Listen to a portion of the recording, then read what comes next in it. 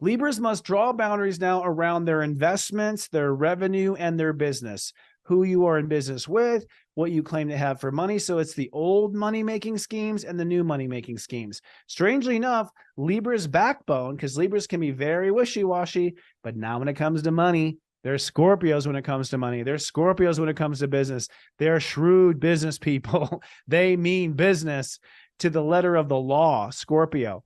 So it's sort of like defining your new business from your old business. And by the way, that's the business of friendship. That's the business of community. That's the business of, it's not just financial investment. It's all business. It's all productivity. It's all production. The business of making dolls and selling them on Etsy, whatever that business is. So your old life and new life, the boundaries are between the two different businesses or business plans or business strategies that you want to have. It's time for a new strategy. It's time to turn your back on the old strategy. Now, with Venus in your sign, this is the first draft of the new Libra. And what's happening is Venus is heading for the South Node on the 29th. And so when Venus hits the South Node in Libra, that will be the death of the old Libra ego and the birth of the new Libra ego. When I say old and new, I'm talking about from 9 years ago. Every 9 years we renew. That's by the nodal opposition. So you created this current personality 9 years ago. It now is going to be put down. A new personality will be born on the 29th.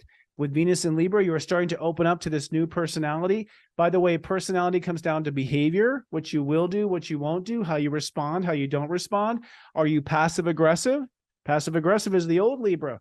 As far as I'm concerned, I think the new Libra is upfront and honest and just negotiates as you are so good at negotiating. So it's now time to open up to the new behavior to yourself, open up to new behaviors with other people, open up to new character that you will inevitably be launching on the 29th.